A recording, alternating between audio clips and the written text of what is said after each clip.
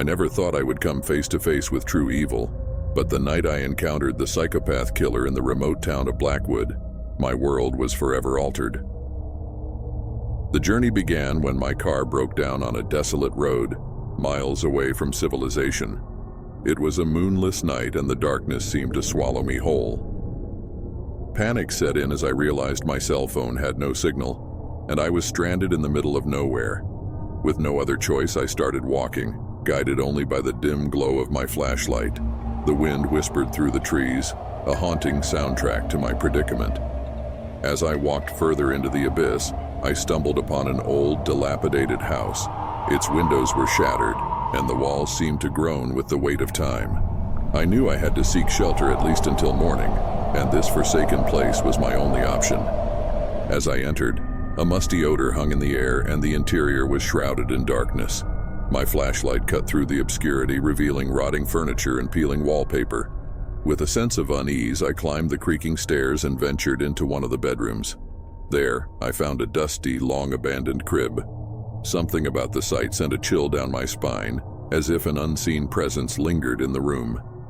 Exhaustion finally overcame me, and I settled into the bed, determined to make the best of my dire situation. Just as I began to drift into an uneasy sleep, I heard a faint sound like a soft, sinister whisper. It was the voice of a woman, her words filled with venom and hatred. "Leave while you still can," she hissed, and I could feel her eyes on me, even in the pitch-black room. Her presence was unnerving, and I knew I was not alone in that house. I bolted upright, my heart racing, and shone my flashlight around the room. But there was no one there, and the voice had vanished into the ether. My mind played tricks on me, I assured myself, blaming the stressful situation for my hallucination. As I lay back down, I tried to push the voice from my mind, hoping to get some rest. But sleep eluded me, and the hours dragged on in eerie silence. Suddenly, a bone-chilling scream pierced the stillness of the night, a cry of pure terror that sent shivers down my spine. I leaped out of bed, my heart pounding, and followed the sound down the hallway. The voice led me to the basement door, and as I descended into the darkness, the air grew heavier with each step. The basement was a sinister abyss, and my flashlight revealed a macabre sight. A room filled with mutilated mannequins, their lifeless eyes staring into nothingness. But the true horror awaited me in the far corner of the room. There, bathed in crimson light, stood a man in tattered clothes, his hands covered in blood. He was grinning, a maniacal expression etched onto his face. It was the psychopath killer, a murderer who had chosen this forsaken house as his sanctuary. He took a step toward me, his eyes devoid of humanity, and I knew I had stumbled into the lair of a monster. Panic coursed through me as I turned and sprinted up the basement stairs, desperate to escape the killer's clutches. But the house seemed to conspire against me, its corridors shifting and twisting, leading me further into its nightmarish depths. The psychopath killer pursued me relentlessly, his footsteps echoing in my ears. I finally burst through the front door, gasping for air, and continued to run into the darkness. The killer's laughter trailed behind me, a chilling reminder that evil was never far away. The horrors of that night have never left me, a haunting reminder of the capacity for darkness that can dwell in the human heart. I had come face to face with a psychopath killer, and the memory of that encounter would forever haunt my dreams.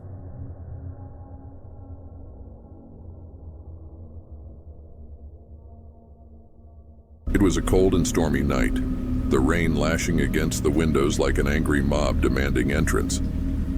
I was home alone, my solitude amplifying the symphony of the elements outside. As I sat in the dimly lit living room, reading a book by the flickering light of a candle, I couldn't shake the feeling that I was being watched. I had heard about the recent break-ins in the neighborhood, and paranoia had settled in. I double-checked all the locks, making sure every window and door was secured. The house was a fortress, or so I thought. An unexpected creak echoed from upstairs, jolting me out of my book. My heart raced as I strained to hear more, praying it was just a figment of my imagination. But then came another sound, louder this time, like footsteps on the wooden floor. The adrenaline surged through my veins as I tiptoed to the hallway and strained my ears toward the staircase. There it was again, unmistakably, the sound of footsteps deliberate and heavy. I cursed myself for not owning a cell phone and having no way to call for help. The landline in the hallway suddenly seemed like a lifeline, and I crept toward it, trying to control my trembling hands. I dialed 911, my voice hushed as I whispered my address and my fear of an intruder. The dispatcher assured me that the police were on their way, but each second felt like an eternity. The footsteps continued, drawing closer, as if the intruder knew I was in the hallway.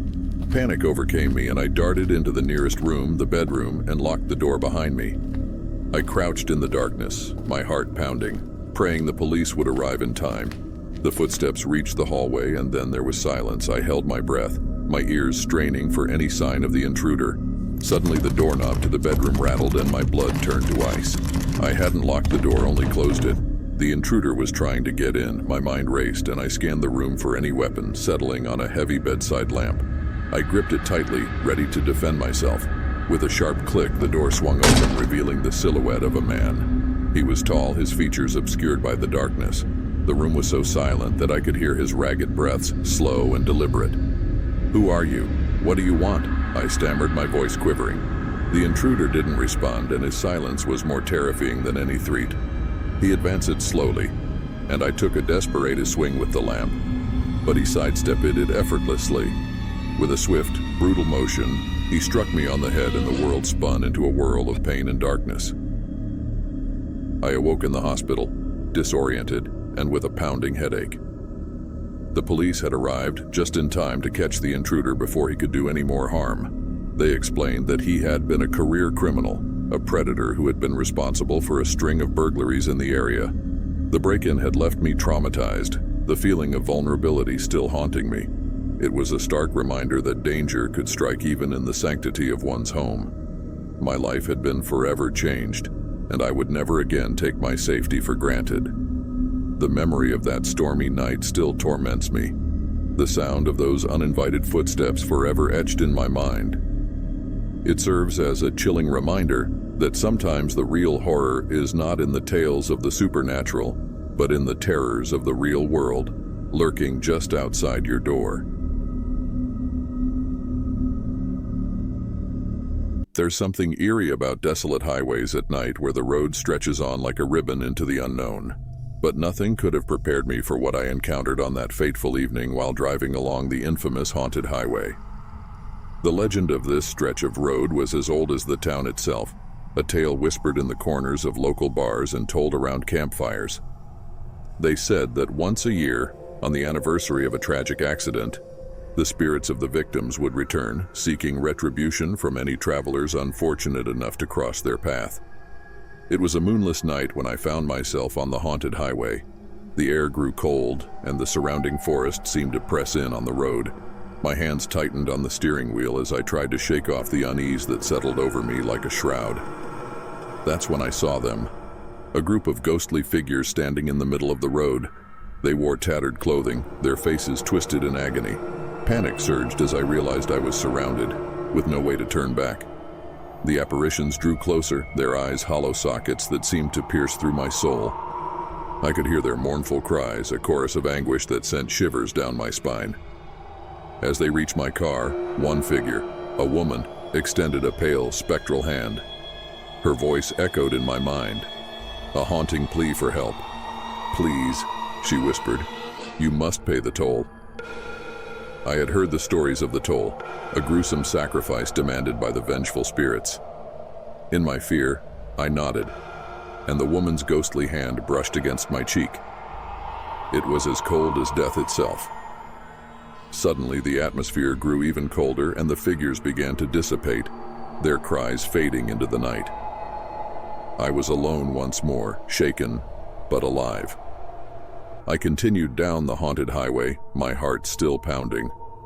The darkness seemed to stretch on forever, and I couldn't shake the feeling that the spirits were still watching, still waiting for another traveler to cross their path.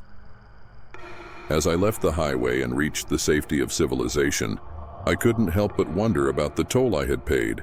What had become of those lost souls, and what price had I truly paid for my passage? The legend of the haunted highway would forever haunt my nightmares, a chilling reminder that some urban legends are rooted in the darkest depths of reality. And as I looked back at the road disappearing into the night, I knew that I had crossed a threshold into a world where the living and the dead converged, and the toll exacted by the spirits would linger in my soul for the rest of my days.